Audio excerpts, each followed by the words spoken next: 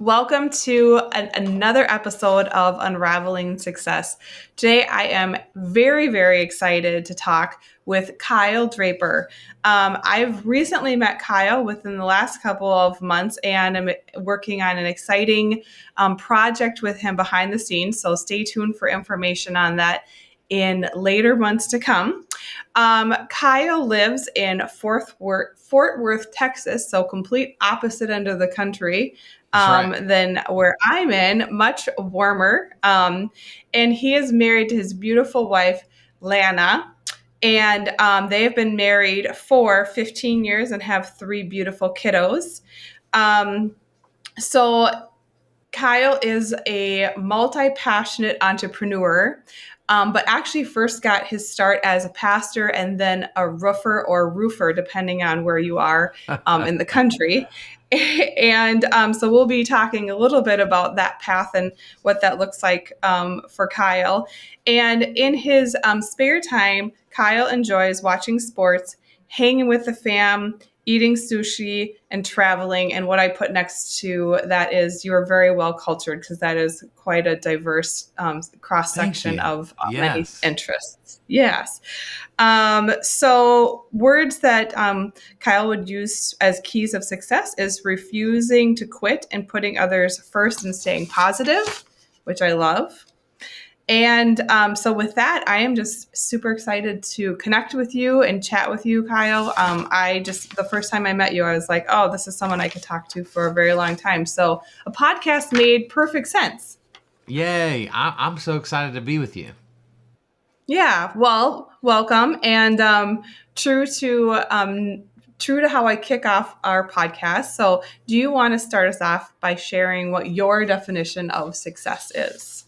Yes, for me it's very simple. It's leaving people better than I find them. Mm-hmm. And so that's my mission in life is, am I leaving people better than I find them? Which means, are the people around me getting better? Mm-hmm. Am I enriching their lives in some capacity, whether it's professionally or personally? I really don't care. If that's happening, mm-hmm. then what I've seen is whatever I'm involved in is leveling up if the people around me are getting better. So that is success to me. Yeah. I love that. And I would say that if I were to summarize it in one word, it would be impact. Like your impact on others and lifting them up. And it's so funny because that is when I've been working in AI, and I went through this workshop and it trained AI on Aspire. And I was prompting it to like get to know us, so that when I asked it certain questions and I prompt it saying like, do this as Aspire Insurance Group, that it would know like our personality and that type of thing. And one of the things that as I was nailing things down, because a lot of times with insurance agencies, they'll say, oh, you want it to be community focused, like really community focused. And I was like, no, my heart isn't necessarily just specifically a community, because we're really spread out quite a bit between different states, but it's actually more impacting people, like lifting people up around them. So like we have different charities that we have identified where we really want to invest in certain charities in a way where we're lifting people up. But that was actually one of the values that I kind of, through this training, the AI process, identified within Aspire. So I love that. Yeah, but I love that is a core value of yours, and that's kind of how you measure yourself. Because I think the further you get into business and entrepreneurship, and also just the fact that you have the heart of a pastor tied to what you're doing as well, like that is actually the most fulfilling thing, is when you see like a way that you can actually bless and serve others. That's where the satisfaction really happens. Well, and I had major identity crisis when I was a pastor for 10 years. And so when I stopped being a pastor, in my mind, my identity was wrapped up in being a pastor. Mm-hmm. And so now I'm not a pastor, 11 years ago, and I'm like, oh my gosh, who am I? What do I do? Mm-hmm. Like, how do I even live my life anymore? And what ultimately came out of that was I was never called to be a pastor. I was called to make people's lives better. Yeah. And the conduit at the time was pastoring. Mm-hmm. And then over the years, it's morphed into multiple other things. But the core value has remained the same, which is I just want your life to improve because I played a small role in it. Yeah. And gosh, what a journey that was to realize that, my title did not dictate what the vision for my life was. For sure. And it was huge when I finally figured it out. Yeah. Well, actually, so that was one of the questions that I wrote down, and I'll read it to you because you touched on it, but I want to take a little bit of a deeper dive there. So I wrote down like your career span roles from like a pastor to a roofer and now to an entrepreneur. Yeah. So that is, I mean, those industries are so different. That is a really big. That's a big journey. So kind of walk us through the path of, how did you land on deciding to be a pastor? Obviously you did that for 10 years. So that was something that was a good fit, even though that wasn't like where your journey ended up. You moved on from there. But sure. Then obviously you're going to acclimate, and roofing that's going to be a whole different world. And then now the journey for entrepreneurship, which is an amazing thing to be, but then also do you just have the highs and lows like of yourself emotionally, like that I don't think we are prepared enough for as entrepreneurs. It's not to discuss enough of like that roller coaster that you can be on. And then when you have, then that, and how that even affects like your family. So, oh my gosh. Yeah. So do you want, let's start with pastoring and then just kind of take me how it flowed. So I when I was a pastor, I was a 5th generation pastor. Okay. And so it, we can track people in my family all the way back to my great grandfather, like being a pastor in the 1800s. Wow. And so I kind of thought I would do that forever. Mm-hmm. I started it when I was 20. And just really thought like, man, this is what I love. This is what God's called me to do. Mm-hmm.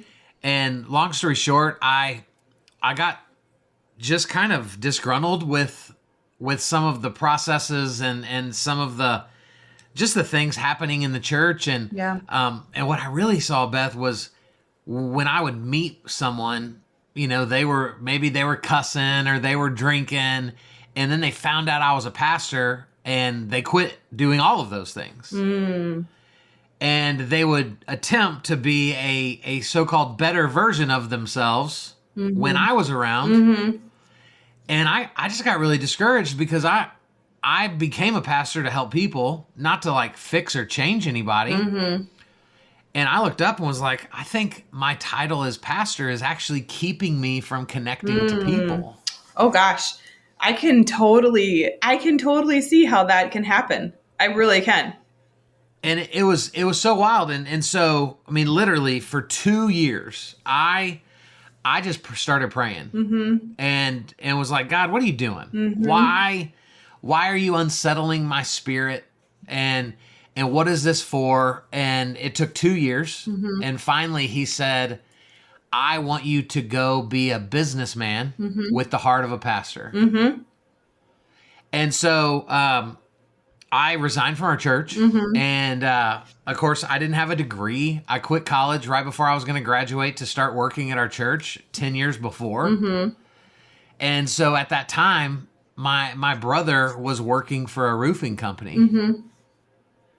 And he was like, dude, just come work with us. Mm-hmm. And so I jumped into roofing, and I didn't have a clue what I was doing. And the part of the story that I don't tell most people because it's not relevant, but I don't even usually tell people I joined a different company because that company screwed my brother and I over on a bunch of money, like 6 months in. And so we were at a crossroads. It's like, man, we don't really want to start our own company, but we don't really have a choice right now. Yeah.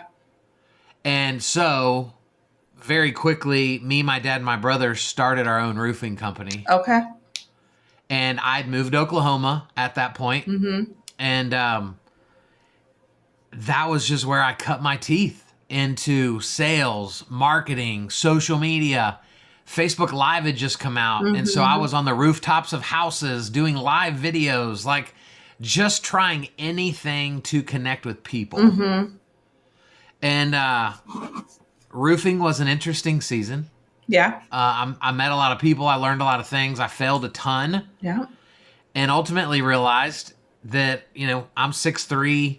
At the time, I was like 350 pounds. And I thought, man, I don't think God designed my body to be high up on things.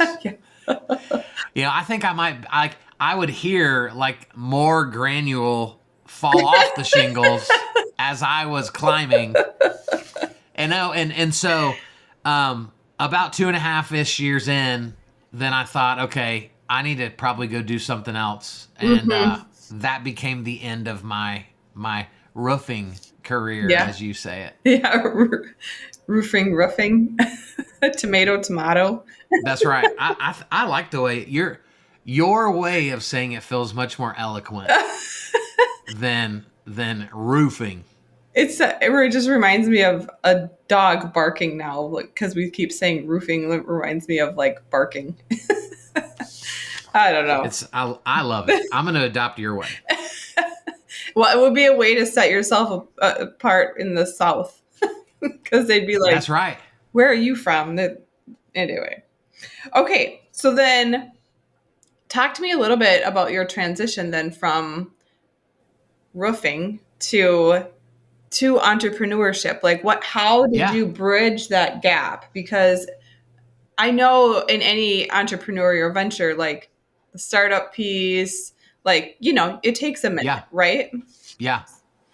So this is, I don't know if you can tell, my wife off camera closed my blinds so that the sun was creeping up my face. I had to close mine too, because same thing. So every once in a while I text her and I'm like, can you come do this? I can't do it. So thank you, Lana, for making me look as good as possible. Thank you, Lana. So the transition, Beth, was through roofing. I had met a ton of real estate agents. Okay. And that one, we did free inspections, like before free inspections were a big thing. And so when I got out of roofing, a buddy of mine was a web build, like he built websites. And he had been building some websites for realtors. And there were some things missing that he felt were really important. And so he and I actually started a company building websites for real estate agents. Okay.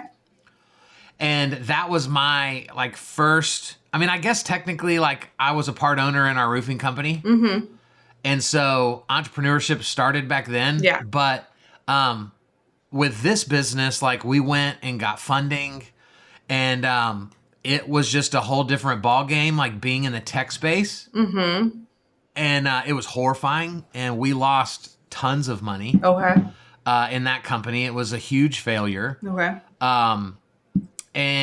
But if it wasn't for that company, it was during that season that I was cold calling realtors and said, hey, do you need a website? And God, what a horrible thing to have to call and ask people, because no one wakes up wanting a website, right? That's never on your wish list. And so I thought, this is horrible. So I prayed and I said, God, what am I good at? And what do realtors suck at? And what's the answer? And what he gave me back was, you're a great communicator. They're bad at social media. And I thought, okay.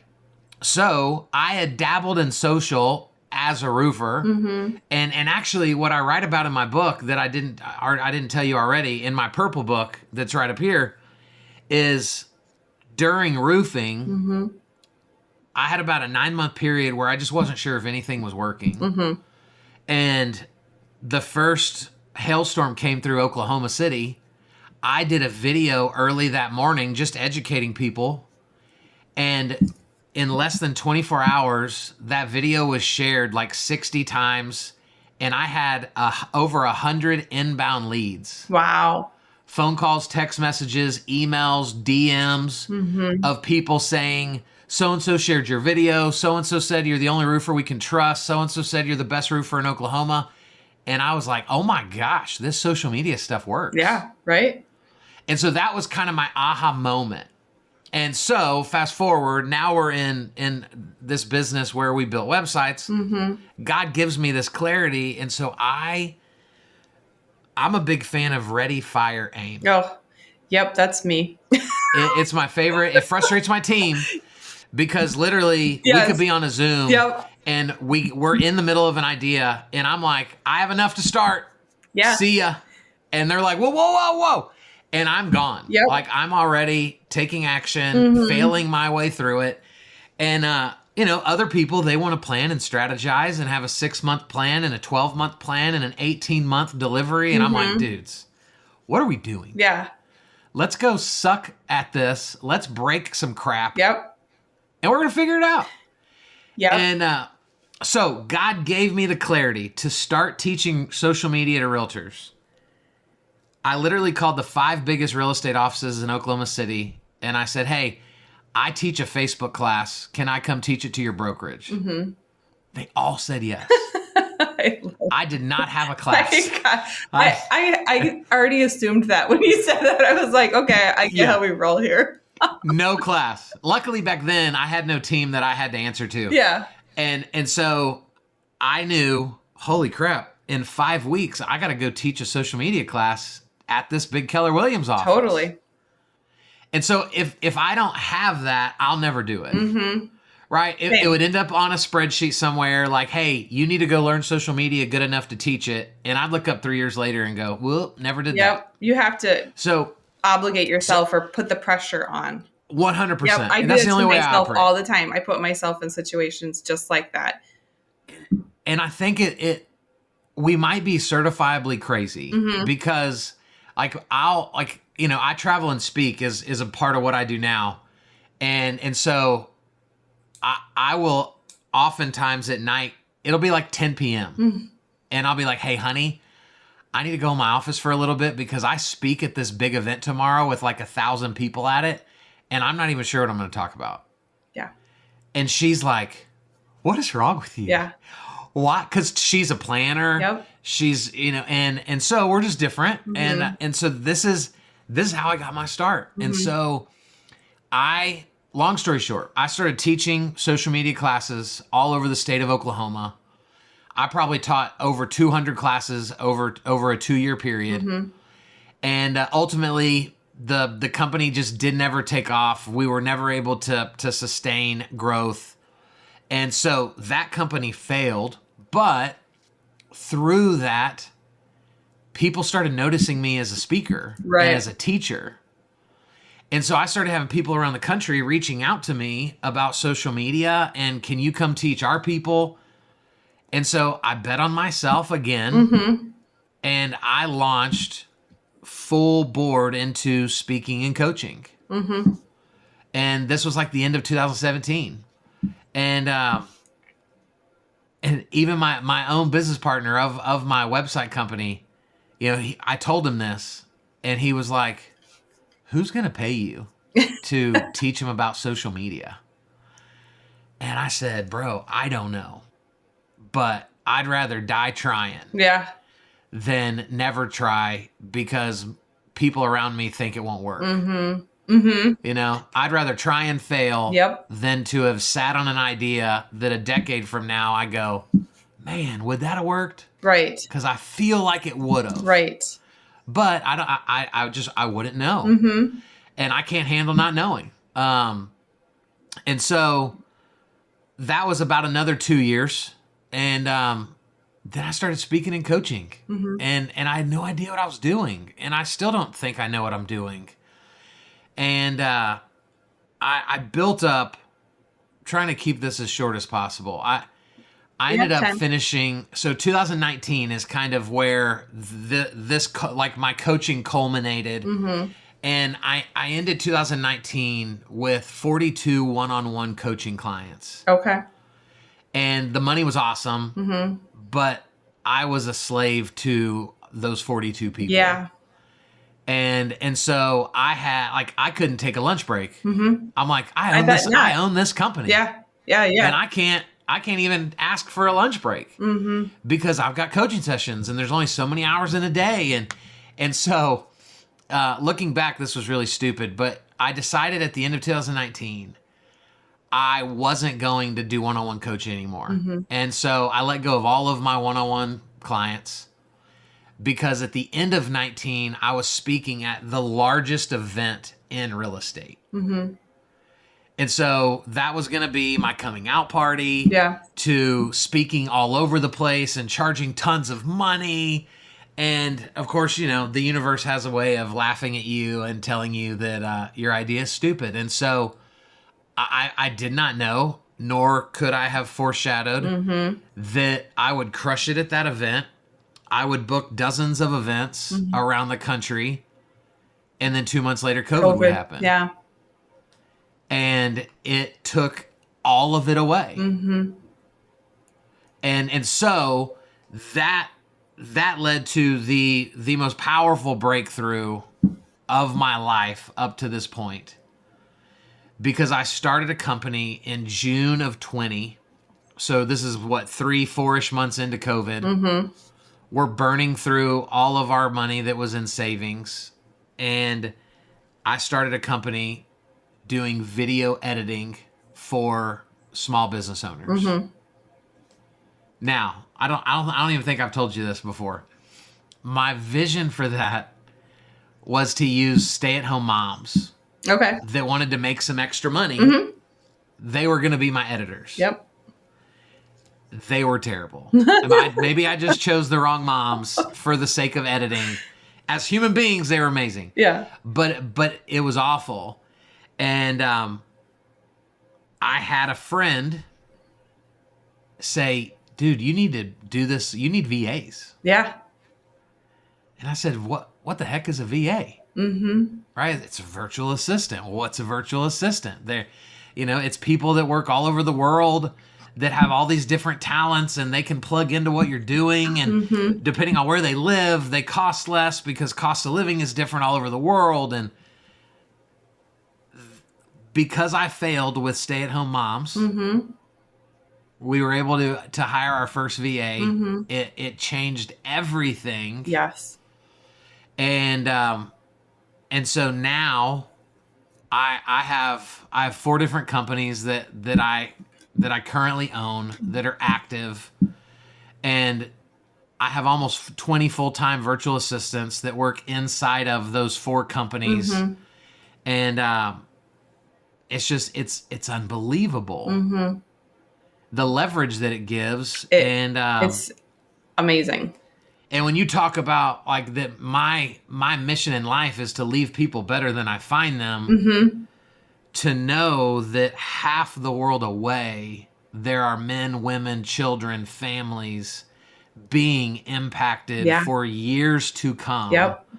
Because of companies God put on my heart to start. I mean, how much fun is it to wake up knowing that impact is being felt like that on the other side of the globe? Yeah. And so that was a lot of stuff, but I'll stop talking so that you can take us whatever direction you would like. No, I think I echo your sentiment on VAs as well. It's been a huge blessing for us, and just knowing the impact that we're able to make in their generational story is amazing. And also, I know the heart behind what you're doing. It's very similar heart that I have behind my organization. And so one of the things that I've really loved is creating a workplace that is like good for their soul and good for their heart, and not just using the people as, remedial, stupid, like secondary B-list employees, because they're not. They're a vital piece of the organization, and I will do everything I can to make sure that they know that they are valued and that they matter, and that I connect with them. Like I do Friday 15s with my team every Friday, and they have 15 minutes just like everybody else has 15 minutes. And, I love that. you know, it's like super just I absolutely adore them. And I love that their culture is so sweet. I know you're out of the Philippines and I am too. So Yeah. yeah. Okay. So let's talk about okay. I wrote a few questions, so I could take this in a few different directions right now. But, Okay. talk to me a little bit about one of the things I have said so many times, and I actually have talked to a few business owners in the past year that would talk to me about how paralyzed they are, about the thought of failure. Okay. Yeah. And I am personally not afraid of failure. I think, Yeah. you know, I love it. I am like really good at failing, but also That's part of so that good. is like, have you ever heard of the Colby Index before? Yeah. Okay. Have you done it? I have done it, but if you're going to ask me what mine is, Okay. I couldn't just spit it out to you. So I'm going to share a story that I share with a lot of people, and this ties into our conversation earlier, and then I'm going to wrap it around to success and failure. So one of the things that the Colby Index measures is your quick start, right? Yes. And so that's one of just one of the elements. It's a really cool. It's not a personality test. It's like it's like how you're wired. It's your MO, that type of thing. Yeah. So it measures quick start, and it measures it on a scale of 1 to 10, right? Yep. So I am on the quick start. I am a 9. Mm-hmm. And it sounds like you're probably in a similar situation, which is this is pretty normal when you're dealing with marriage, right? Like my husband is a 2. Oh, and gosh. so, Yeah, my wife would be way down there too. Yeah, but it's good though. I mean, it creates, if you understand it, it creates harmony. If you don't understand it, it creates like other problems. But so I tend to move really fast, and I tend to, if I don't pay attention, now I have a team, I have to be I am very intentional to not give them whiplash. Yep. But I will have that tendency, and I know that I need to like sometimes slow myself down, and sometimes I just move fast and I don't tell anybody what I'm doing because I just need to move fast and it'll all work out. But I think anytime you are a quick start that's real fast like that, you have to get used to failure really fast, and you adapt really quick, and you move and you bob and weave. Right. But I always say I can do that. And by the time somebody who's way more planned out and calculated than I might be figures out the perfect right way to do it, I'm still 10 steps behind them because I already failed through everything I needed to figure out. I just did a trial and error. My how was different. Yeah. So that being said, one of the things you talked about is that and I can see this in your journey, is that, your successes now have been really built on your failures that you've had in the past, or things that felt like failures, but there was an element of them that is contributing still to your success now. So true. Talk to me a little bit about now that things are, running on all cylinders, or, like working, right? So how did you rebuild, or how did you maintain the confidence to move on to the next thing that you are going to be moving on to? Gosh, so what a great question. So here's what's interesting is my confidence in myself wavers all the time, but my confidence in God never does.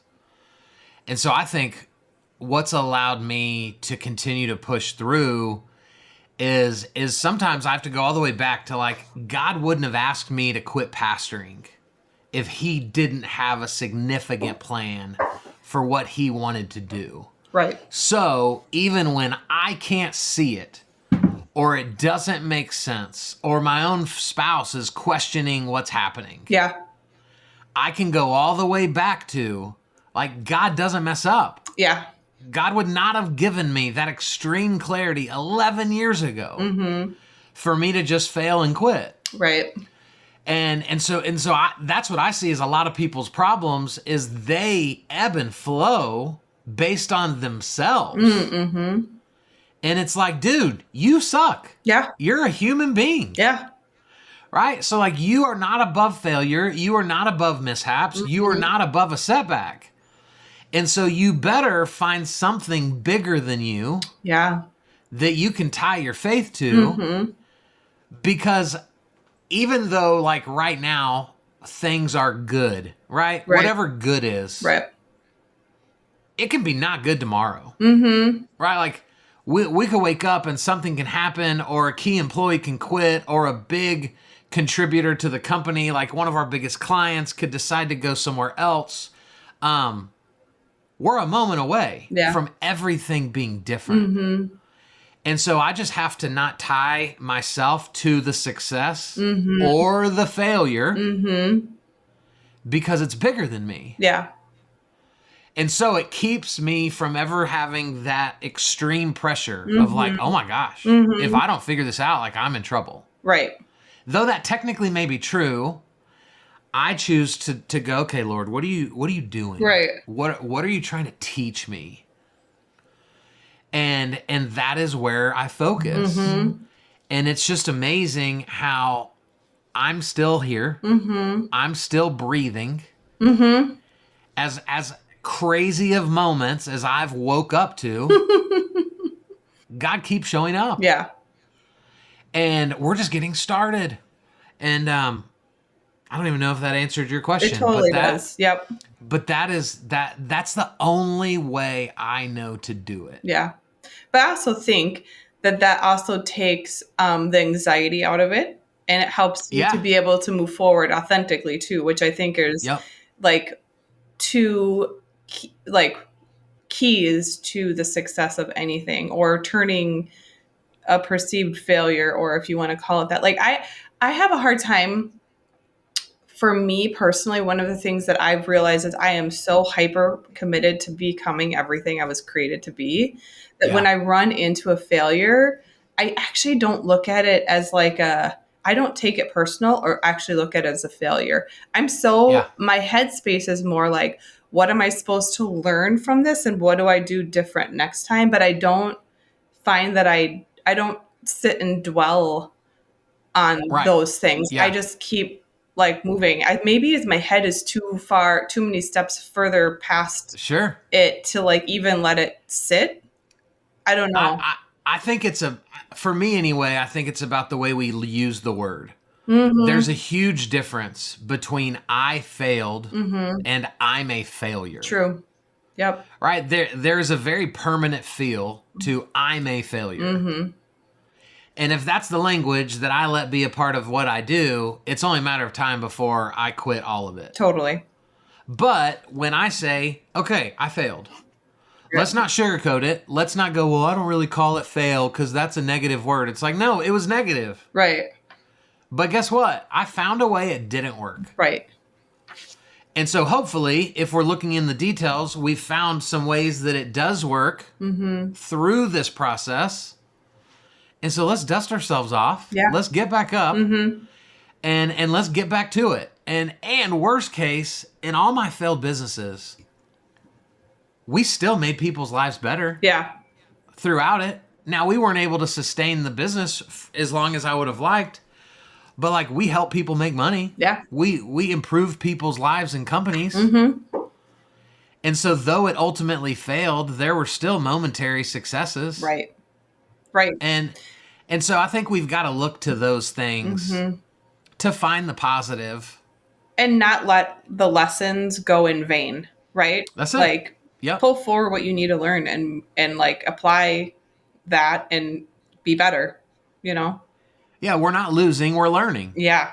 That I really honestly it's a very true statement. Okay, so I want to talk a little bit about the 4 businesses that you have going on right now. So first, you have the Rethink series. Yep. Book series. And then you have the Higher Culture, which is your VAs. Correct. And then you have your coaching. And then are coaching and video separate, or is that one and the same? It's one and the same. Okay. Yeah. And then what other one am I missing here? Well, and then KyleDraper.com is just my speaking business. Okay. Got it. Okay. Yeah. So I want to just talk through them a little bit. And I'd like to start with the Rethink series.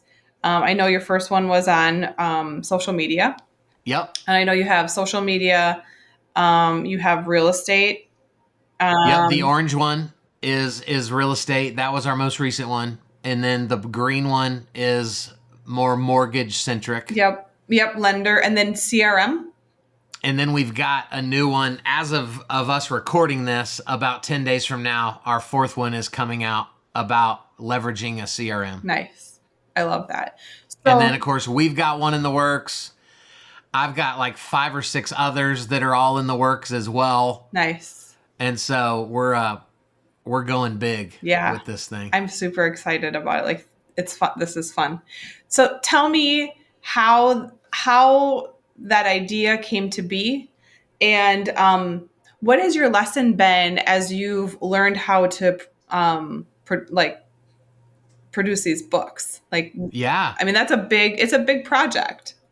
So the vision came. My wife and I were on an anniversary trip. Mm-hmm.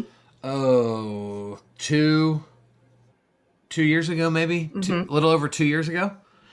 And I hate when it's hot, and so I love sleeping with super cold, air around me. Mm-hmm. Mexico's not a great place for that, Mm-hmm. and so our room was really hot. 2 a.m. I'm awake. I'm tossing and turning. I can't sleep. And just literally, I felt God say, "Go sit on the patio and write a book." Mm-hmm. I thought, I don't know if you know me, but I don't know that I'm qualified to write a book that people would ever want to read. I'm not that gifted. I'm really just good at continuing to press forward and not take no for an answer. And I sat on the balcony in the middle of the night and I typed out 4 chapters for what would end up becoming the Purple Book. Mm-hmm. And so I came back home, finished the book, released the book about 2 months later. And all the feedback that I got was, I love your title. Like, Rethink Everything is such a cool title. I love the logo. Like, this is how we should live our lives. Like, always having a willingness to learn and grow, Yeah. and not be so stuck in the way we thought we knew things. And so very quickly, I thought, in my 42 years on this earth now, I've never seen anybody challenge the book for dummies.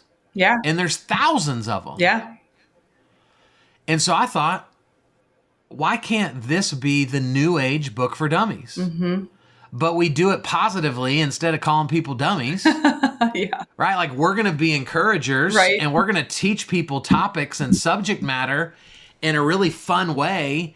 And we're going to use QR codes that take people to videos of the authors deep diving into different subject matters and telling stories. And it's just taken on a life of its own. Mm-hmm. And as you're experiencing, because we're in the throes of this, I don't know what I'm doing. I just believe that my motives are pure. Yeah. And that I want to serve people. Yep. And that people will be better versions of themselves. Yep. With any one of these books in their hands. Mm-hmm. And so I keep moving forward. Yeah. And it's just been so fun to watch people's dreams come true. Yeah. That were like, I've always wanted to write a book and I've never known how. And so we're providing them the opportunity. I've seen businesses start because people from like the Green Book met one another through it. Mm-hmm. And now they're in business together. And it's just the fruit that's already come from only 3 books. Yeah. That will soon be 10 books and then 20 books and then 100 books. It's just awesome. Yeah. And I just think when somebody's motives are pure, they can accomplish anything. Mm-hmm. I totally agree. Yep. That we're going to keep pressing forward, and I'm going to keep saying yes and finding people that want to write about cool stuff. And we're going to do one with our friend Joan, and then we might do a second one, a third one, a fifth one. Who knows? Yeah. What's going to happen? Yeah. I love that. I think so. With Aspire, I started we were started in 2014, scratch, but I had to build us virtually to start with because my kids were 2 and 3 when I first started. Wow. And so it's so funny now because now like, oh, virtual agency is all this big thing. And I'm like, oh my gosh, by, and that was a total God thing too, because I actually Yeah. was really pushing for a location, and through a Wow. series of very interesting, only God type events, I was put straight back home. Wow. And so I really actually had no other choice but to build the way that I did. And now I look at it and I was like, boy, was that like the biggest God wink. It was I love it. so, I can look back in the moment. There was some hard things I navigated, but now I look back and I was like, oh, I see what you're doing right there. Like Yep. I see this. Okay. And now So cool. I'm so thankful for the structure, because it really brings not only me, but my whole team freedom. And that's one thing that I Yep. want for them as much as I want for myself. It's So awesome. it's really, I love that. yeah, it's something I'm like, get really excited talking about. So Yeah. okay, well then let's chat on your VA company. So Higher Culture, Yep. are your VAs only doing video now, or are they doing other? All sorts of stuff. Okay, are there certain Yeah. industries that you're more niched in, or are you really just finding this as more of a generalist type of? It it's more general, I think. Mhm. Obviously I have most of my leverage in the mortgage and real estate space naturally Mhm. because of what I've done for the last 10 years. Mhm. But we're like our goal in 2025 is to, especially for higher culture specifically, to like be more active locally in Dallas Fort Worth, Mhm. because most of my time is spent traveling and speaking all over the country. Mhm. And so a lot of my core relationships are all over the place. Yeah. But there's so many small businesses in Dallas Fort Worth Mhm. that they're right on that verge of like, I think I need an assistant, or I think I need, but when you look at, well, I don't know that I have $6,000 to hire somebody that lives in my city, Yeah. but they don't realize that, man, for $900, you could have a part-time VA that works 20 hours a week on your behalf, Mhm. and they could be an executive assistant. They can work in your QuickBooks. They can do video editing. They can Mhm. manage your social media. Like they can call your leads. They can do anything. Yeah. And so, the can it be anyone? Yes. But I'm born and raised here in Dallas Fort Worth. Mhm. And so I would ultimately love to like have a bigger footprint here Mhm. where 10 years from now people are like, "Man, Kyle Draper has left a mark on this city Yeah. because he has shown people a way Mhm. to increase their business." And now those businesses are making an impact. Right. And so gosh, I love it. Mhm. And it's so much fun. Yeah. And we're turning this into something big. Yeah. Well, it's also I echo your sentiment that that's been an area that's put, that I'm really have become passionate about, and I didn't think that Yeah. I would. It surprises me that, Yeah. it does and it doesn't. I think when you see the ability for everybody to win, like Right. everybody wins. The VA Everybody. wins, the business wins, everybody wins, Yeah. and so like yeah, it's good stuff.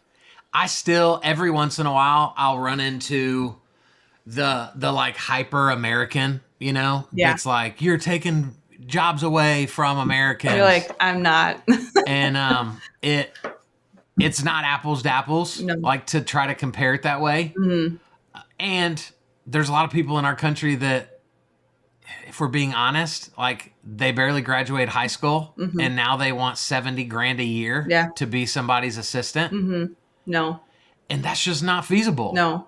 for most small businesses. It's not. And the other thing too is, I know one of the things that I've done is my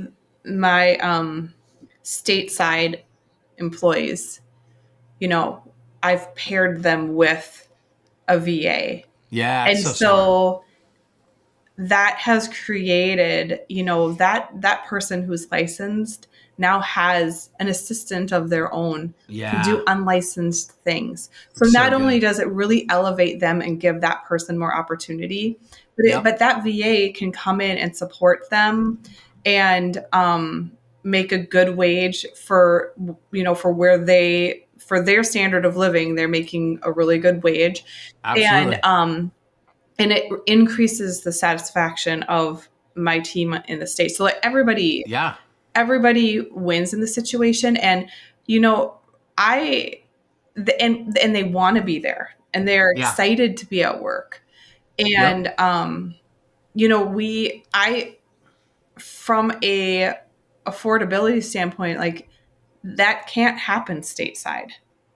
No, it can't. That role, that job Yeah. isn't feasible with any wages anywhere. Right. Like it's Yeah. just not. Well, so I'd love your feedback on one of my marketing strategies in 2025 is we have kind of coined the phrase, does your assistant need an assistant? Yeah. Yes. And the premise is every assistant I know does way more than they were ultimately hired for. Mm-hmm. And then most of that way more is outside of their skill set anyway. Totally. And so, I'm talking to a company right now. The company has 6 different brands. One person that's supposed to be over marketing for all 6 brands. Oh yeah. And I was on the phone with her the other day and going, Shelby, how on earth will you succeed at all 6 of these, much less even one of them? Mm-hmm. And so I said, you need a part-time VA that represents each one of those companies. And she was like, oh my gosh, that would be amazing. Yeah. They could hire 6 part-time VAs for still less than what they would pay a full-time person that lives in their city. Yeah. Yes. And it's unbelievable. It's funny too, because that's actually, I mean, one of the first things now this is different than the marketing piece, but I mean, I have hired every person that is licensed has at least one, some have 2 VAs before I even have one. Like actually mine is going to be the next hire because everybody else is like, okay, everybody else is good over here now. So my next hire is actually a VA that will be my executive assistant.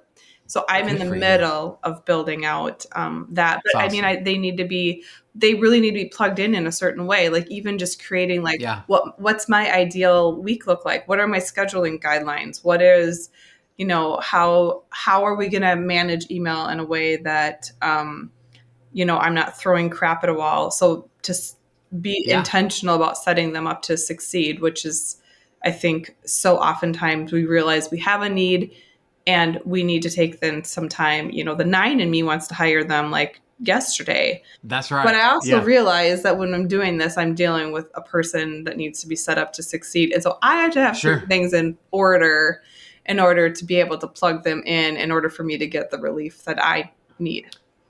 Well, and I think that speaks such truth to where most people are that are not like us, right? They're not 9s on the quick start.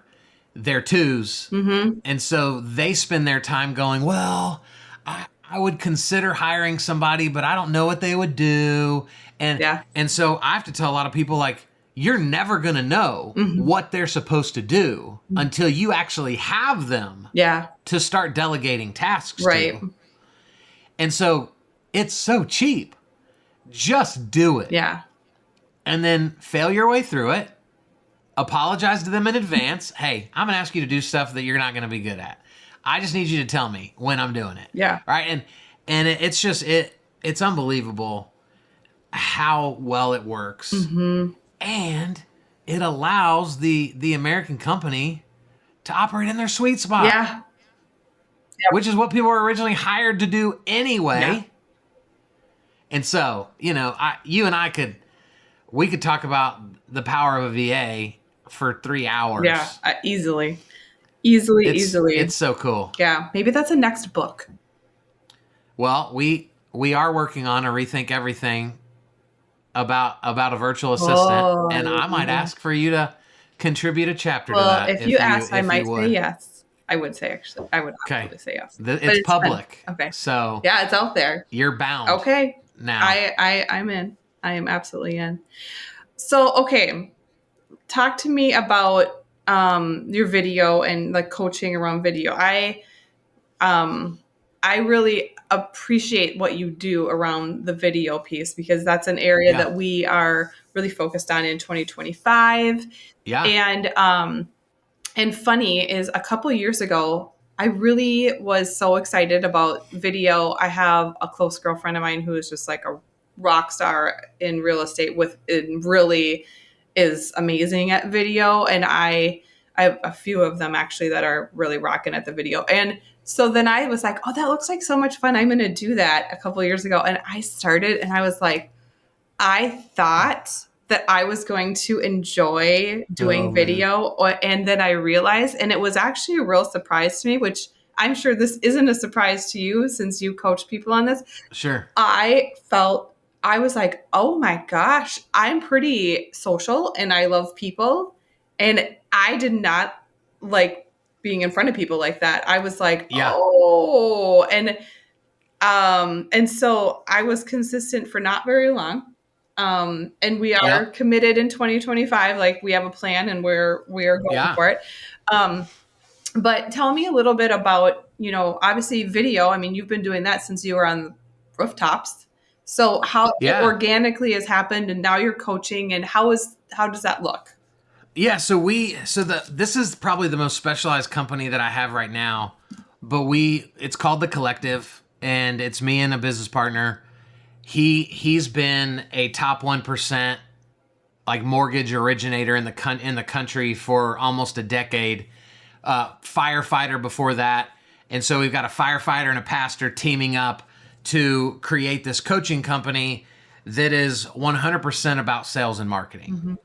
And so we're not teaching you how to be a good mortgage person. That's really our audience right now that we're pitching it to. Mm-hmm. Could an insurance agent come into the program and learn? 1,000,000%. Mm-hmm. You're just gonna have to get creative with like your lingo may not be a part of every idea. Yeah. Right.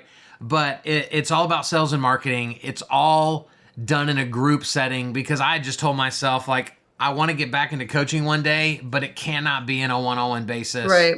I spent time with you and one of your team members this week, Mm-hmm. which I loved, but I can only do that in small moments For because sure. I want to. Yeah. I don't have the capacity to like do that all the time. Mm-hmm. And so we do live coaching calls during the week. We operate in what we call sprints. Mm-hmm. So it's really cool. We basically theme out every month, and we do a 4-part sprint every month that deep dives into a certain subject matter. Okay. So a few months ago it was AI. A month before that it was all about like automation and leveraging Zapier to take all the things that you manually do every day and automate all of it to create, opportunity for you to do nothing, work more, be with your kids, whatever it is. And it's a lot of fun. Yeah. And so it's great. It makes failing less painful when it can be paid forward to the benefit of others. Yeah.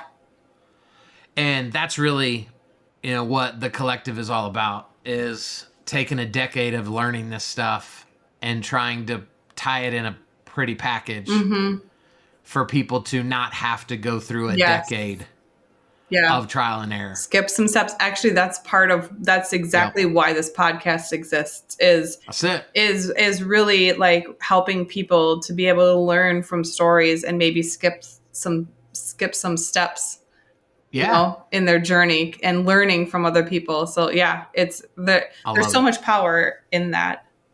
And then last and not least, you're speaking. Tell us a little bit about that. And do you have any fun engagements upcoming? Yeah. Yes. So I feel like God put me on this earth to stand on stages in front of people. It's my greatest gift. It's when I'm in my sweet spot. It's my favorite thing on the earth to do. Whether it's a stage of 8 people or a stage of 8,000, I will do it for all of it. And so I get to travel around and speak about sales and marketing and video. I'm working on a brand new keynote to kick the year off with. That'll be more around like developing and finding your authentic self. Yeah. Which will then lead into, as you know who you are, then you know what tasks you should do. Yep. Which then will lead people to the VA, right? Like that's the covert message. It all makes sense. Yeah. And so coming up in February, I'm speaking at Universal Studios in Florida. Fun. And my kids love it because my 2 big kids get to come with mom. And we get to go spend time at Universal, and we'll go do Disney for a day. And that's the one day a year that they think I'm cool because they're like, Dad's job allowed us to come here. How cool is that? So the rest of the year I'm lame. Yeah. But for 3 days in February, I get to be Dad of the Year because my speaking took us to Florida. That's amazing. I love it. I love it. So cool. Well, Kyle, it has been such a pleasure to have you on. And I just thank you for your time and your wisdom and being so honest and forthright. I think that's where you can just learn so much when people are willing to share journeys like what you've had. So I thank you. To learn more about Kyle, all of his information for his 4 different businesses are going to be in our show notes. So take a look, and I encourage you to reach out because you will not be disappointed in connecting with Kyle. Thank you again. Thank you.